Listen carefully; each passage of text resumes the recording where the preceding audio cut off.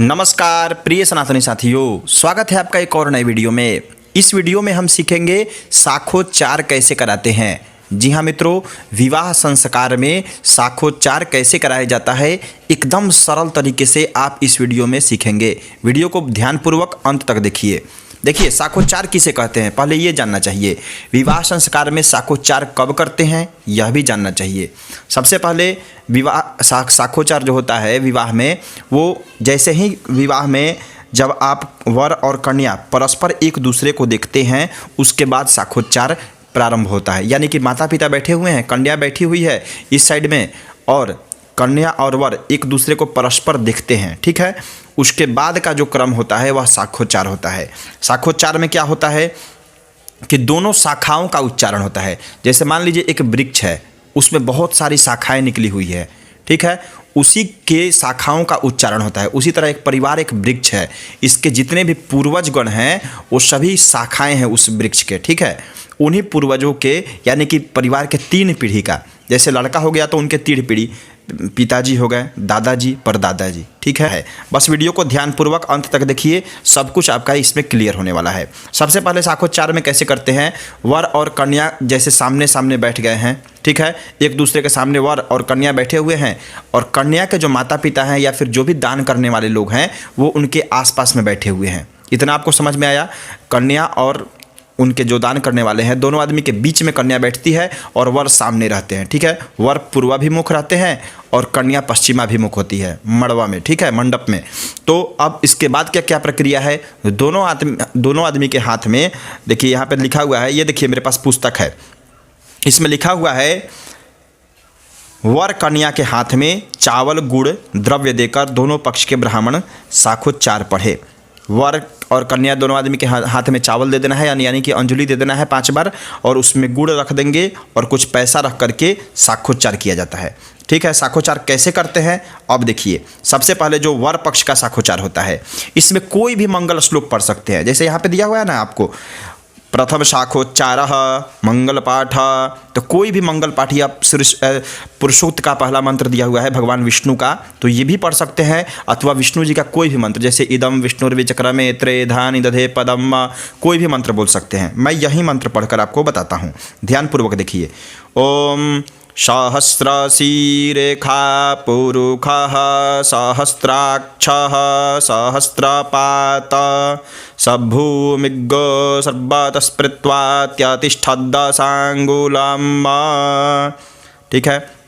उसके बाद बोलेंगे, ये थोड़ा सा लौकिक मंत्र है, यहाँ पे अगर आपको ये बोलने आ रहा है तब आप यह बोलिए, अगर नहीं बोलने आ रहा है तो जो भी मांगलिक श्लोक आपको याद है, जैसे मान लीजिए आपको याद है देवी प्रपन्नाति हरे प्रसीद, या फिर ब्रह्माणी कमलेन्दु सौम्य वदना, या फिर कोई भी जो मांगलिक श्लोक आप याद है, जैसे विघ्नेश्वराय वरदाय सुरप्रियाय, गणेश जी का जो मंगल मंत्र है, कोई भी मंगल मंत्र आप यहाँ पे बोल सकते हैं इसके जगह पर।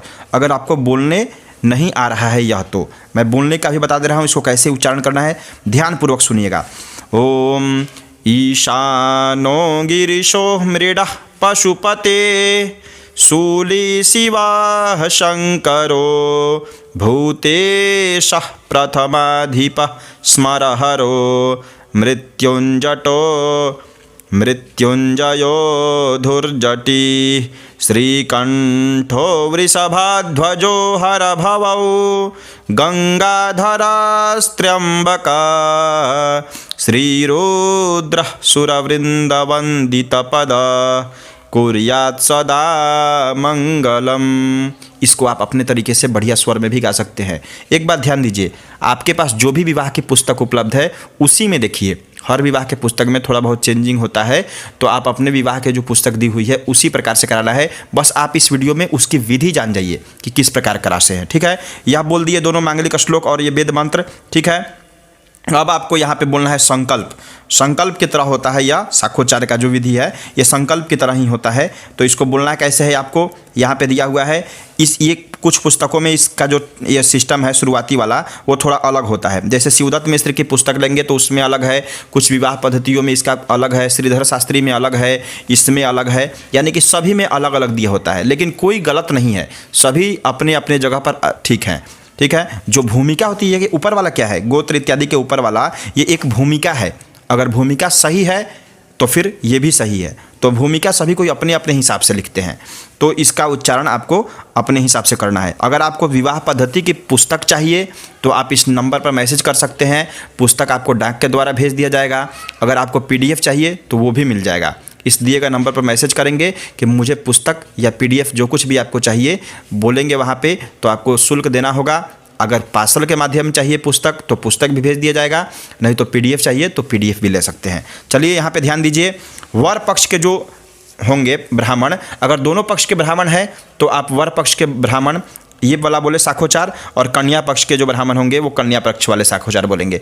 लेकिन अगर एक ही ब्राह्मण है तो दोनों साखोचार आप अकेले ही बोलिएगा। कैसे बोलेंगे? ओम स्वस्ति श्रीमन नंद नंदन चरण कमल भक्तिरनुराग धर्ममूर्ति धर्मावतार श्री अग्रकुल कमल प्रकाश महताम मुकुटमणि सभा श्रृंगार सद्विद्या। यहाँ पे देखिए ध्यान रखना है आपको, विनोदेना कृत कीर्ति विस्तारितस्य। देखिए इतना बोल दिए, ये सेम हो गया। अब यहाँ पे आपको ध्यान देना है अमुक गोत्रस्य। अमुक मतलब क्या होगा? जो भी वर का गोत्र होगा, समझ रहे हैं ना, वर का गोत्र होगा तो यहाँ पे बोलेंगे जो भी, जैसे भारद्वाज गोत्रस्य, सांडिल्य गोत्रस्य, काश्यप गोत्रस्य, यानी कि जो भी गोत्र है वर का यहाँ पे आपको उच्चारित करना है। अमुक के जगह पर उनका गोत्र रख लेना है। अमुक गोत्रस्य अमुक नामनः पौत्रोयम पर प्रपौत्रोयम, ठीक है, अमुक नामनः प्रपौत्रोयम, यानी कि परदादा जी का जो नाम है यहाँ पे आपको रखना है, ठीक है। उनको बोलिए कि आप अपने परदादा जी का नाम ले लीजिए, या फिर आप एक कागज़ और कॉपी पर लिख सकते हैं अपने तरफ से। गोत्र ऊपर लिख लीजिए, परदादा जी का नाम लिख लीजिए, फिर दादाजी का नाम और फिर पिताजी का नाम लिख लीजिए, और इसी प्रकार क्रम से आप उसको उच्चारित करते रहिए, ठीक। इसमें किसी प्रकार की समस्या नहीं होगी। अगर आप कॉपी पर अलग लिख लेते हैं तो आपको बहुत ही सरलता होगी। जैसे मैं कराता हूँ, मैं पहले ही कॉपी पर लिख लेता हूँ और देख देख करके अपने से बोलता हूँ, बार बार उनसे पूछने की कोई आवश्यकता नहीं है। तो या फिर आप कह सकते हैं कि अपने परदादा जी का स्मरण कर लीजिए। अमुक नामनः प्रपौत्रोयम अमुक गोत्रस्य, या फिर गोत्र रखना है। अमुक नामनः, अमुक के जगह पर फिर दादाजी का नाम, पौत्र मतलब दादा होता है, और प्रपौत्र मतलब परदादा जी होते हैं, और यानी पुत्र मतलब पिताजी होते हैं, ठीक है। तो इस बात का आपको ध्यान देना है। पुत्र मतलब यहाँ पुत्रोयम दिया हुआ है ना, तो यानी कि पिताजी का नाम यहाँ पे रखना है, यानी कि आप उनके पिताजी हैं, इसी प्रकार से, ठीक है। थोड़ा थोड़ा ध्यान रखना है आपको। अमुक गोत्रस्य अमुक नामनः पौत्रोयम, यानी कि यहाँ पे दादाजी का नाम रखेंगे, यहाँ पे परदादा जी का नाम रखेंगे। गोत्र सभी में बराबर होगा, एक ही गोत्र होगा, अलग अलग गोत्र नहीं होता है एक कुल में। उसके पश्चात यहाँ पे फिर आ गया अमुक नामनः पुत्रोयम, यहाँ पिताजी का नाम रखेंगे। उसके बाद बोलेंगे प्रणतपाणिः शरणं प्रपद्ये वरः चिरंजीवी कन्या च सावित्री भूयात इति वरपक्षे। इति नहीं बोल सकते हैं, देखिए इति बोल भी सकते हैं या इति नहीं भी बोलेंगे, कोई बात नहीं है। वरपक्षे प्रथम शाखोच्चारः, ठीक है। इति बोल भी देंगे तो कोई दिक्कत नहीं है, लेकिन नहीं भी बोलेंगे उसका भी कोई फर्क नहीं है, सीधा बोलेंगे वरपक्षे प्रथम शाखोच्चारः, इतना बोल दिए। अब कन्या पक्ष का जैसे शाखोच्चार बोलना है तो उधर के जो पंडित जी होंगे यहाँ पे फिर एक मांगलिक श्लोक बोलेंगे। पुस्तक वाले ज़्यादा मांगलिक श्लोक नहीं देते हैं क्योंकि पुस्तक बहुत लंबा चौड़ा हो जाएगा, इसलिए यहाँ पे भी एक मांगलिक श्लोक जैसे कोई भी बोल देंगे। ओम गणानान्त्वा गणपतिगं हवामहे प्रियाणान्त्वा, ये भी मंत्र बोल सकते हैं, या फिर कोई भी जो भी मंत्र आपको याद हो, या फिर एक यहाँ पे ध्यान स्तुति बोलेंगे। कस्तूरी तिलकम ललाट पटले वक्षस्थले कौस्तुभम, यानी कि एक वेद मंत्र और एक लौकिक मंत्र जो भी भगवान का है, भगवान कृष्ण का है, दुर्गा जी का है, गणेश जी का है, किसी भी देवता का, सूर्य भगवान का है, कोई भी मांगलिक श्लोक यहाँ पे ऊपर बोल देना है कन्या पक्ष के शाखोच्चार बोलने से पहले। उसके बाद बोलिए कन्या को कि कन्या ध्यान दीजिए, आप इधर कन्या को बोलिए अपने तरफ ध्यान देने के लिए, और आप पंडित जी हैं तो आप ऐसे बोलेंगे ओम कन्या पक्षे प्रथम शाखोच्चारः ओम स्वस्ति। सेम टू सेम ऊपर की तरह ही है, इसलिए इसको मैं ज़्यादा धीरे धीरे नहीं बोलूँगा, थोड़ा सा तेजी में बोलता हूँ। स्वस्ति श्रीमन्नंद नंदन चरण कमल भक्तिरनुराग धर्ममूर्ति धर्मावतार श्री अग्रकुल कमल प्रकाश महताम मुकुटमणि सभा श्रृंगार सद्विद्या विनोदेन कृत कीर्ति विस्तारितस्य। अब देखिए फिर आ गया अमुक गोत्रस्य।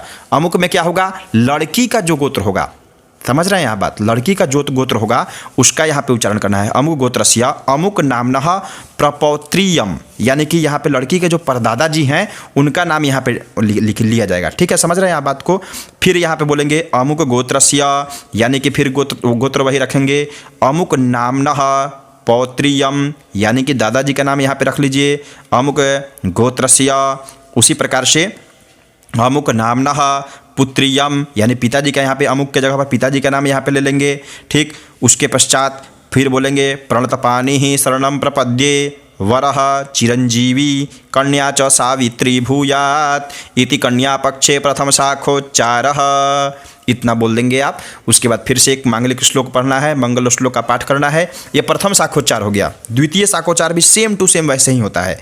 ठीक, केवल चेंजिंग क्या हो जाएगा, इसमें चेंजिंग हो जाएगा वेद मंत्र। जो ऊपर वाला वेद मंत्र है, जैसे आप देख रहे हैं यहाँ पे पुनस्त्व दिया हुआ है, यहाँ पे जागृतो मंत्र भी बोल सकते हैं। कोई भी वेद मंत्र जो मंत्र होता है बढ़िया सा, वो यहाँ पे उच्चारण कर सकते हैं आप। केवल मंत्र चेंज होगा, संकल्प सभी में सेम टू सेम संकल्प होता है। इसमें भी देखेंगे तो वैसे ही संकल्प होगा। समझ रहे हैं आप। उसी प्रकार से जैसे ऊपर में संकल्प दिया हुआ है ना, ये वाला संकल्प दिया है जैसे ऊपर में, उसी प्रकार से नीचे वाला भी संकल्प होगा। केवल मंगल श्लोक चेंज हो जाएगा। इसलिए मैं नया नया मंगल श्लोक आपको बोल दे रहा हूँ। ये वाला मंत्र बोल सकते हैं द्वितीय। उसके बाद पंडित जी बोलेंगे, वर पक्ष के पंडित जी, ओम द्वितीय शाखोच्चारः ओम पुनस्त्वादित्या रुद्रा बशवः समिन्धतां पुनर्ब्रह्माणो वसुनीथ यज्ञैः घृतेन त्वन्तन्वं वर्धयस्व सत्याः सन्तु यजमानस्य कामाः। ये बोल देंगे। कोई भी एक मांगलिक श्लोक बोल सकते हैं आप यहाँ पे, नहीं तो आप यह भी बोल सकते हैं, ओम गौरी श्रीरदिति स्वकदृशुभगा भूतिः सुपर्णा शुभा सावित्री तु सरस्वती वसुमती सत्यव्रता रुन्धती स्वाहा जाम्बवती च रुक्म भगिनी दुःस्वप्नविध्वंसिनी वेला चाम्बुनिधे समीन मकरा कुर्वन्तु वो मंगलम, इतना बोल सकते हैं आप। उसके बाद वर पक्षे द्वितीय शाखोच्चारः कैसे बोलेंगे, फिर उसी प्रकार से सेम टू सेम वही है संकल्प, थोड़ा सा भी अंतर आपको नहीं मिलेगा इसमें। सेम जैसे ऊपर वाला प्रथम शाखोच्चार में वर का हुआ है, उसी प्रकार से फिर से मैं बोल दे रहा हूँ। तृतीय बार में नहीं बोलूँगा। ओम स्वस्ति श्रीमन्नंद नंदन चरणकमल भक्तिरनुराग धर्ममूर्ति धर्मावतार श्री अग्रकुल कमल प्रकाश महतां मुकुटमणि सभा श्रृंगार सद्विद्या विनोदेन कृतकीर्ति विस्तारितस्य अमुक गोत्रस्य, उसी प्रकार से गोत्र रखेंगे। अमुक नामनः प्रपौत्रोयम, यानी कि परदादा जी का नाम। अमुक गोत्रस्य अमुक नामनः पौत्रोयम, यानी कि दादाजी का नाम यहाँ रखिए। पुनः गोत्र अमुक गोत्रस्य अमुक नामनः पुत्रोयम, पिताजी का नाम यहाँ पे रखना है। उसके बाद फिर बोलना है प्रणतपानी ही शरणम प्रपद्ये वरः चिरंजीवी कन्या च सावित्री भूयात इति वरपक्षे द्वितीय शाखोच्चारः, इतना आपको बोल देना है। ठीक है।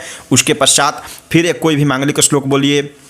जैसे कोई भी मंत्र बोल सकते हैं, विष्णोराराटमश विष्णोः, या फिर ये भी बोल सकते हैं समखे देव्याधिया संदक्षिणयो तत्वायामि ब्रह्मणा। जो भी मंत्र आपको वेद मंत्र याद हो यहाँ बोल दीजिए, और एक मंगल श्लोक उसमें साथ में जोड़ दीजिए। ठीक है। कोई भी मंगल श्लोक, जैसे दुर्गा जी का ही कोई ध्यान मंत्र बोल सकते हैं, दुर्गे दुर्गे विनाशिनी भयहरी, ये भी बोल सकते हैं। जो भी आपको यहाँ पे मंगल श्लोक बोलने की इच्छा हो बोल दीजिए। उसके बाद आपको पुनः उसी प्रकार से बोलना है। कन्या पक्षे द्वितीय शाखोच्चारः ओम स्वस्ति श्रीमन नंदनंदन चरणकमल भक्तिरनुराग धर्ममूर्ति धर्मावतार श्री अग्रकुल कमल प्रकाश महतां मुकुटमणि सभा श्रृंगार सद्विद्या विनोदेना कृत कीर्ति विस्तारितस्य अमुक गोत्रस्य, उसी प्रकार से लड़की के पर बाबा जी का नाम। अमुक नामनः प्रपौत्रियम, यानी कि उनके पर बाबा जी का नाम रखेंगे। यहाँ पे जन्म और मृत्यु से कुछ लेना देना नहीं है, जो है या नहीं है सबका उसी प्रकार से नाम लेना है गोत्र। ठीक है। अमुक गोत्रस्य, पुनः गोत्र लेंगे। अमुक नामनः पौत्रियम, बाबा जी का नाम। अमुक गोत्रः, पुनः गोत्र रखेंगे। अमुक नामनः पुत्रियम, पिताजी का नाम रखेंगे।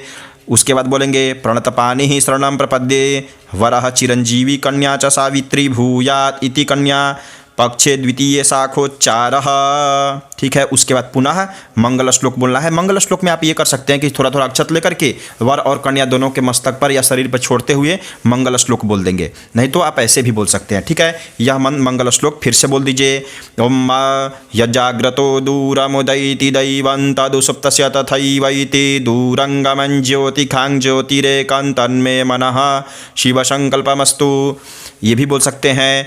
ओम नेत्राणां त्रितयं शिवं पशुपते रग्नित्रयं पावनं यद्वाद्विष्णुपदत्रयं त्रिभुवने ख्यातं चराज्ञत्रयं गंगावाहपथत्रयं सुविमलं देवत्रयं त्रिंबरं संध्यानां त्रितयं द्विजैरभिहितं कुर्वन्तु वो मंगलम। अब उसी प्रकार से पुनः संकल्प सेम टू सेम है, ऊपर वाला ही संकल्प इसको बोल देंगे और उसके बाद ये तृतीय शाखोच्चार बोल करके ये संकल्प बोलने के पश्चात इति वर पक्षे तृतीय शाखोच्चारः। फिर एक मंगल श्लोक यहाँ बोल देंगे, कोई भी मंगल श्लोक बोल सकते हैं जो भी आपको याद हो। श्रीश्च ते लक्ष्मीश्च पत्न्यावहो रात्रे, या फिर नमः संभवाय च मयो भवाय च नमः शंकराय च मयस्कराय च नमः शिवाय च शिवतराय च।